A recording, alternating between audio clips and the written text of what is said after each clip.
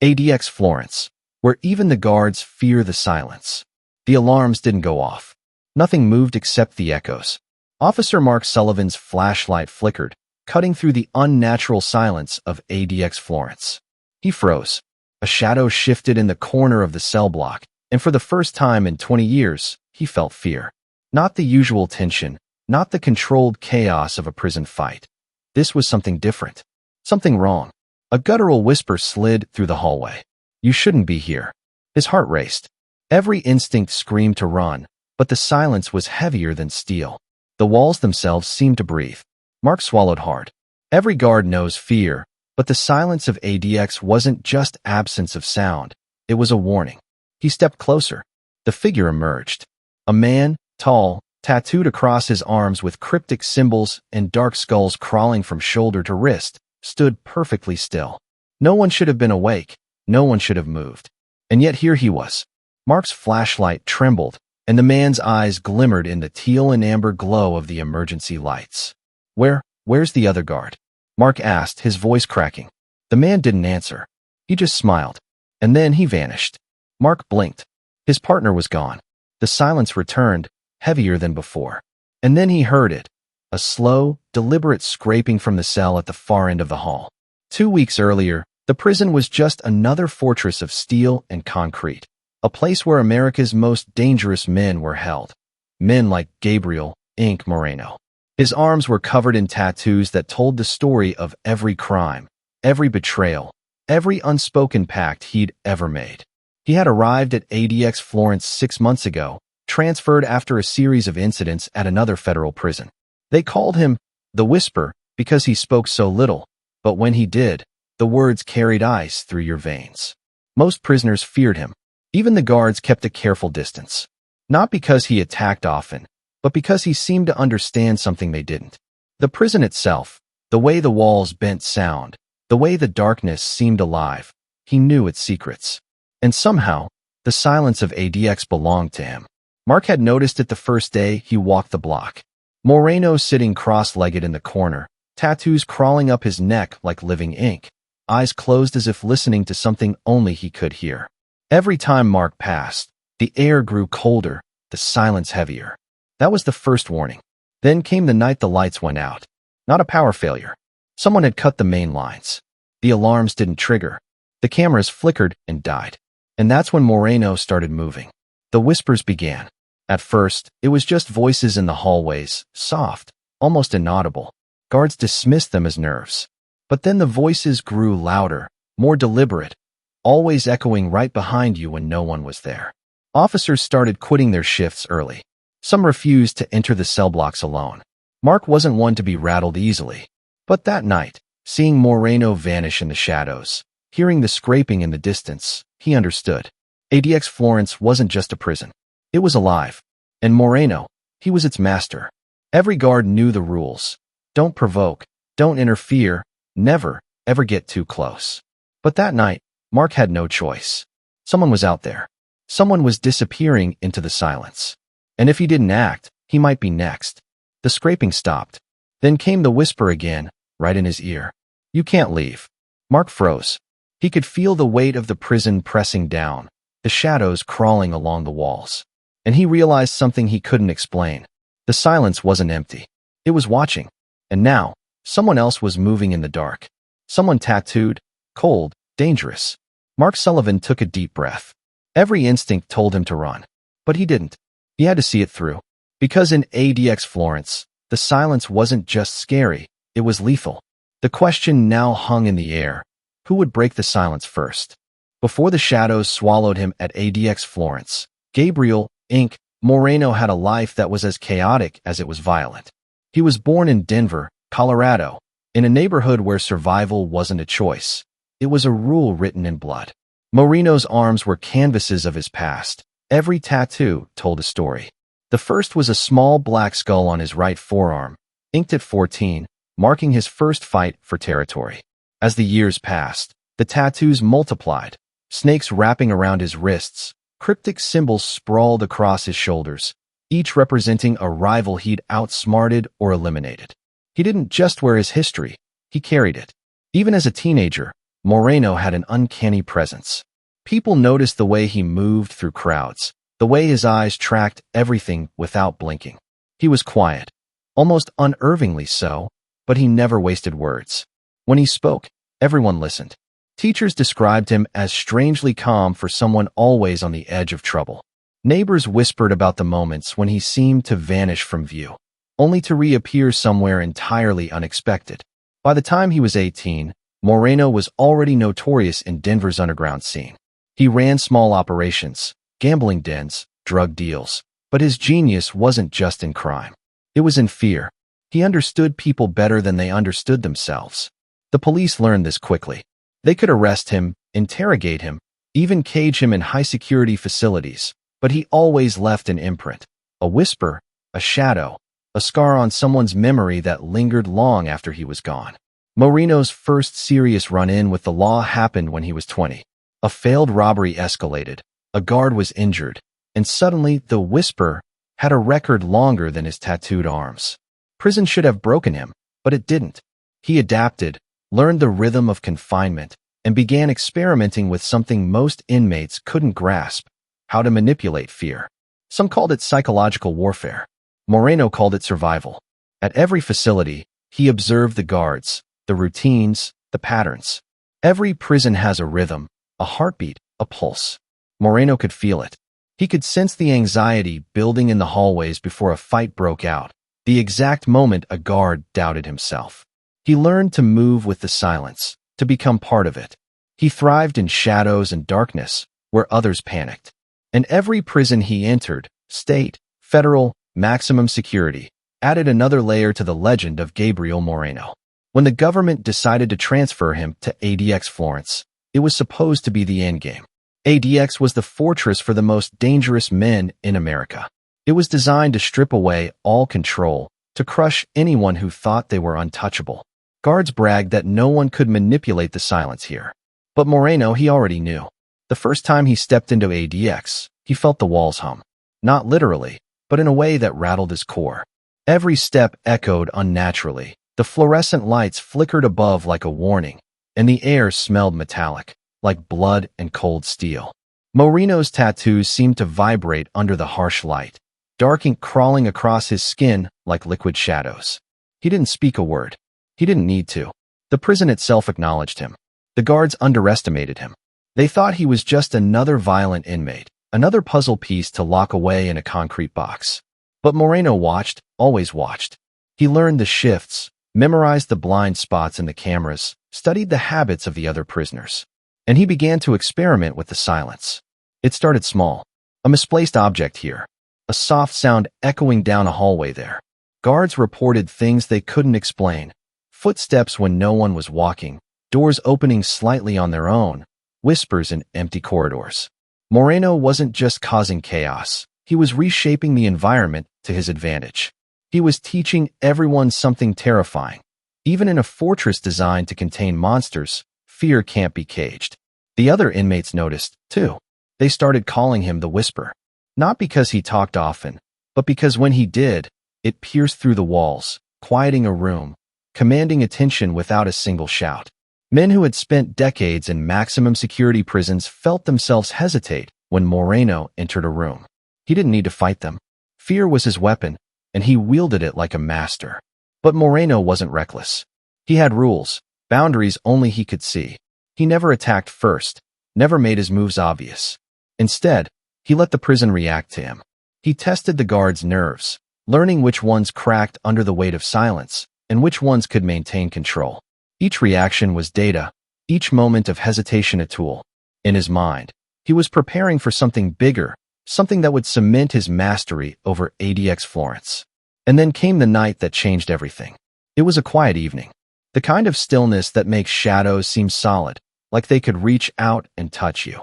Moreno was in his cell, tattoos illuminated by the faint glow of the security lights.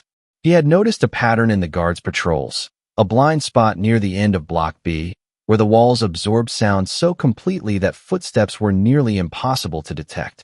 He tested it first with small moves, dropping a book, letting it hit the floor, and listening to the silence respond. The echo, or lack of it, told him everything he needed to know. By midnight, Moreno had perfected it. He could move through the block unnoticed, unseen, unheard. He walked the halls like a shadow made flesh, the walls bending to his presence. Guards started whispering about strange things, objects moving on their own, doors opening without reason, the unmistakable feeling that someone was always behind them, even when no one was there. Officer Mark Sullivan was one of the first to experience it. He had walked Block B alone for years without incident. But that night, the silence was different. Thicker, oppressive. Something was there, something alive in the darkness. And Moreno, moving silently past him, tattooed arms crawling with sinister designs, was the source. Sullivan didn't see him. He didn't need to. The fear did the work for Moreno. By the time the first alarmless disappearance occurred, the legend of Moreno was fully in motion. Guards talked in hushed tones about the man who walks in silence, about the prisoner who can vanish at will, about the presence that chills your bones even in the brightly lit hallways. Moreno's tattoos became iconic, marks of a man who had mastered fear itself. But this wasn't chaos for chaos's sake. Moreno was shaping the environment, molding ADX Florence into something that even its guards couldn't control. He wasn't just a prisoner. He was part of the prison's dark heart, a shadow inside concrete and steel, a whisper that could freeze blood. And that's when the events of that night, the night Officer Sullivan encountered him, became inevitable. The silence that Moreno controlled had grown powerful enough to unsettle even the most experienced guards. And in that silence, something extraordinary and terrifying was about to happen. Because ADX Florence wasn't just a prison. It was a living entity. And Gabriel Moreno had found a way to speak its language. The night was heavier than usual at ADX Florence. Outside, a cold wind rattled the fencing. But inside the concrete fortress, the silence was deafening. The hum of fluorescent lights overhead was the only sound, or so the guards thought. Officer Mark Sullivan had walked these halls countless times, but tonight felt different. Every step echoed unnaturally, and the air seemed thick, almost liquid, pressing against his chest. He moved cautiously, flashlight in hand, every muscle coiled for action. The disappearance of his partner, Officer Daniels, earlier that evening weighed on him. No alarms, no screams, no sign of struggle, just silence. And deep in his gut, Mark knew who, or what, was behind it. Gabriel Inc. Moreno. Moreno's cell was empty, the door slightly ajar. Mark's heart pounded as he stepped closer. The tattoos on Moreno's arms, twisting snakes and dark skulls, seemed to shimmer under the dim light. He remembered the whispers, the strange movement in the hall, and the sensation that someone, or something, was following him. "Stay calm," he whispered to himself. "Just find him." The hallway stretched out like a corridor into another world. Shadows pooled in the corners, forming shapes that could be figments of imagination or warnings. Mark's flashlight trembled slightly, revealing the first clue, a set of footprints leading toward the central block. Oddly, the prints seemed to vanish halfway down the corridor, as though the floor had swallowed them. Mark swallowed hard and followed the path. Every instinct screamed at him to turn back, but he couldn't. Not now. The prison's silence was alive, almost sentient, and Moreno was its master. Ahead, the soft sound of scraping echoed again, deliberate and slow. It came from a corner near the observation tower, a place usually empty at this hour. Mark froze, listening. The sound stopped as abruptly as it started. A shadow shifted, and for a fleeting moment, he saw Moreno's tattooed silhouette against the wall. A man who could command fear without a single word. "Moreno!" Mark shouted, voice cracking. The echo of his own voice bounced back at him, unnervingly distorted. No response, only silence. Then came the whisper, faint but unmistakable. "You shouldn't be here."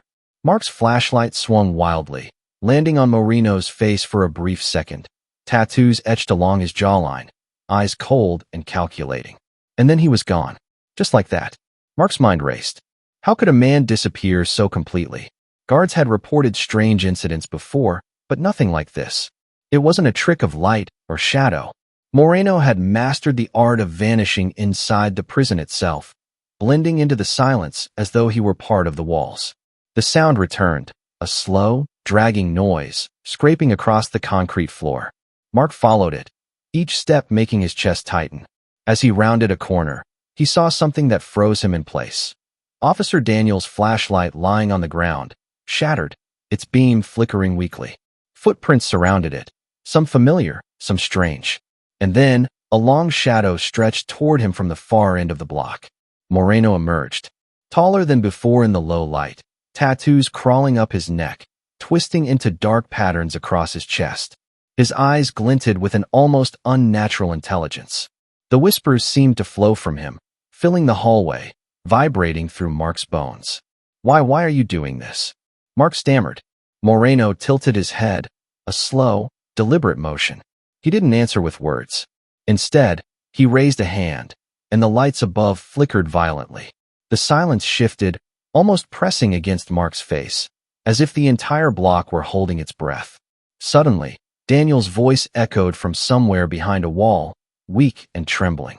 "Mark, help me." Mark spun around, but the hall was empty. The voice didn't repeat.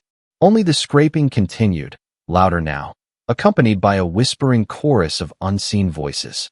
It wasn't just Moreno moving. It was the silence itself, carrying fragments of sound, disorienting, overwhelming. Mark's flashlight caught movement in the corner. Another inmate, tall and tattooed, emerged from the shadows.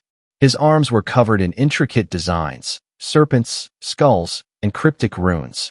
It was Moreno, or a part of him. The lines between shadow and man blurred, and Mark realized with horror that the prisoner was everywhere at once, appearing in multiple corners of the block simultaneously. Panic surged, but Mark forced himself to think. This was ADX Florence. Every guard knew the rules: stay calm, maintain distance, don't confront him directly. But the instinct to save Daniels overrode training.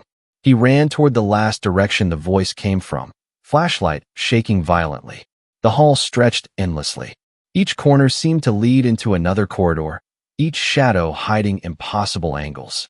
The scraping grew closer, echoing as if the walls themselves were dragging across concrete. Mark rounded a turn and froze. There, in the middle of the hallway, Daniel stood, or what remained of him. His uniform torn, eyes wide with terror, as if he had seen something no one should ever see. Behind him, Moreno loomed, calm and deliberate. His tattoos seemed alive, twisting under the flickering light. He raised a hand, pointing not at Mark, but at the silence itself. The hallway seemed to breathe, walls bending slightly inward. The whispers intensified, overlapping into a symphony of fear. Mark felt his knees weaken. He could see the air shimmer around Moreno, like the man was drawing the very darkness toward him. Daniel screamed, a raw, piercing sound. Mark lunged forward, but the floor seemed to shift beneath him. The whispers became voices, distinct, chilling, coming from all directions. "You can't leave. You can't leave." Moreno's eyes met Mark's, and in that instant, time slowed. The prison wasn't just walls and bars anymore. It was alive, conscious, and Moreno had unlocked a door into its mind. Every shadow, every echo, every creak in the concrete moved with him, obeying him. Mark tried to speak, to call out orders or warnings, but the words died in his throat. The air was thick, heavy with an unseen pressure, pressing him backward. He stumbled, nearly falling, as the scraping approached again, closer, faster, deliberate. Daniels was gone. The echo of his scream lingered, twisted by the unnatural acoustics of the block. And then, silence returned. A suffocating, complete silence. Not the quiet of absence, but the quiet of something watching, waiting, patient. Mark's flashlight flickered and died. In the darkness, he felt the weight of every shadow pressing down, as though the walls themselves were leaning closer. "Mark." The whisper was back, soft, intimate, and chilling. "You can't leave." He froze, paralyzed, as the echo of footsteps, multiple footsteps, impossible to track, surrounded him. Moreno's laughter, low and unhuman, filled the block. It wasn't just a sound. It was a vibration, a pulse through the concrete. And then, a final glimpse. Moreno's tattooed face emerging from the wall directly in front of him, eyes glowing faintly under the emergency lights. Before Mark could react, the scraping stopped. The whispers ceased. The hall was empty. And in that moment, Mark realized the truth. ADX Florence wasn't just a prison. It was a labyrinth of fear. And Moreno had become part of its heartbeat. Mark Sullivan was alone. Mark Sullivan's heart pounded like a drum in the oppressive darkness. Every instinct screamed at him to run, but he couldn't tell which way was safe. The hallways of ADX Florence twisted like a labyrinth, and the silence was no longer empty. It had become a predator. Shadows seemed to shift on their own, stretching toward him, curling around corners, moving just beyond the reach of his flickering flashlight. He tried calling out again for Daniels, but the sound of his own voice mocked him. There was no answer. Only the faint whisper of Moreno's presence, subtle at first, then growing, filling the air with a low, almost musical hum. Each note seemed designed to confuse, disorient, and intimate. The prison itself had become an extension of Moreno. The walls, floors, and ceilings weren't just concrete. They were instruments of fear, resonating with the mastery of a man who had learned to bend silence to his will. Mark stumbled into a small alcove, pressing himself against the wall. Sweat ran down his temple, mingling with the cold air that carried the faint metallic scent of blood, or maybe just the prison itself. He could hear it now, faintly, movement from above, scraping from the tier above him. Something, or someone, was circling, observing. He didn't dare move. Every step could trigger the next wave of terror. Then, suddenly, a voice, clear this time, echoed from the darkness behind him. Mark, it was Daniels. Weak, hoarse, barely recognizable. Relief surged for a brief second, and then fear returned. The voice didn't come from the direction Mark thought. It came from the walls themselves, or so it seemed. The echoes were distorted, warped, bouncing in impossible ways. Mark spun around. Moreno was there, or at least part of him. He appeared and disappeared in the flicker of the light, as though the man himself were a ghost. His tattoos writhed in the dim glow, serpents twisting across his arms and chest, symbols etched across his knuckles, skulls crawling along his shoulders. The ink seemed alive, almost pulsating with energy. You're brave, Moreno said quietly, voice low, almost hypnotic. But bravery won't save you here. Mark's flashlight caught movement in the corner. Daniel's figure emerged, pale, disheveled, but alive. He grabbed Mark's arm, pulling him forward. But the hall stretched endlessly ahead, every turn leading to another stretch of concrete and shadow. Moreno's laughter echoed faintly, somewhere beyond the walls, everywhere at once. Mark realized with growing horror that the prison wasn't just physical. Moreno had manipulated every element, the guards' routines, the angles of the hallways, even the echoes of sound, to his advantage. The silence was a weapon, and he wielded it flawlessly. Every creak, every whisper, every fleeting shadow was orchestrated to make them doubt their senses. As they moved cautiously, trying to find an exit, Mark felt the floor vibrate beneath him, subtly at first, then stronger, almost like the heartbeat of the prison itself.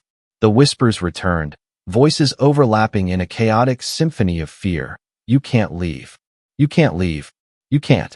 The two men reached the end of the block, a corridor that should have led to the control room, but it was empty. Only darkness stretched before them.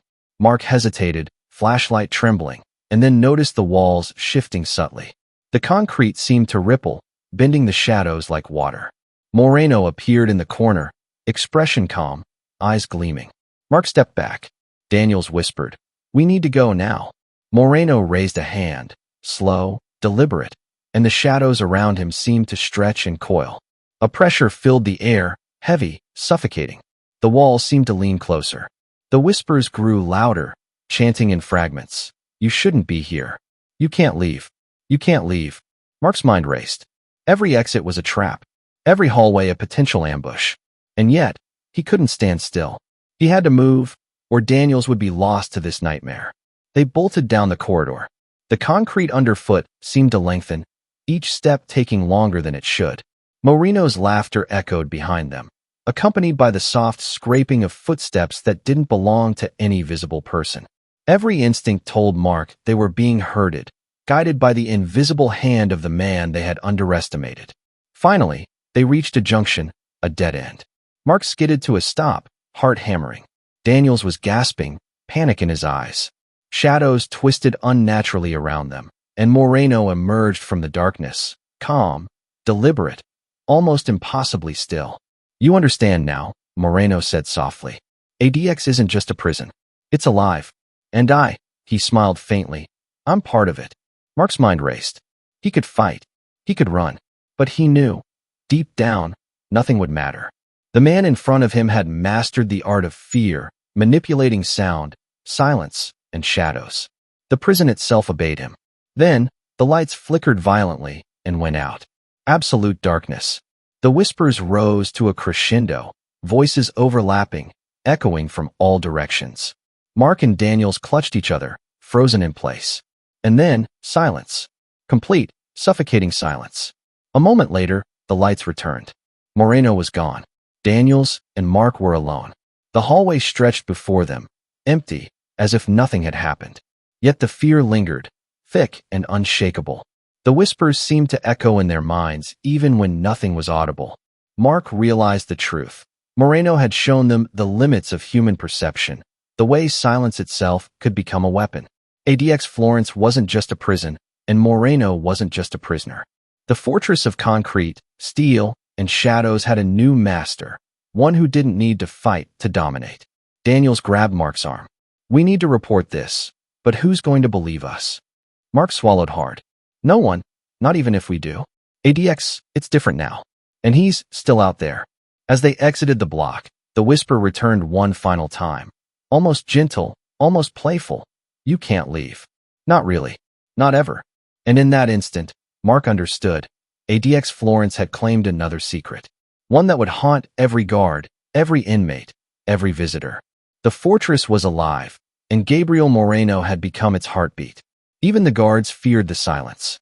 ADX Florence is a prison unlike any other, a place where silence is more dangerous than violence, and fear is a currency more valuable than power. Gabriel Inc. Moreno proved that even within the walls designed to contain the most dangerous men in America, one man could bend reality to his will. The legends told by guards, whispered among inmates, and documented in reports aren't just stories. They are warnings. ADX Florence doesn't just hold criminals, it transforms them, amplifying fear, uncertainty, and the power of the mind. For those who enter, remember this, the silence isn't empty. It's alive. And somewhere within the shadows, someone is watching, waiting, mastering the darkness. Moreno is gone, but ADX Florence remembers. And its silence? It never forgets.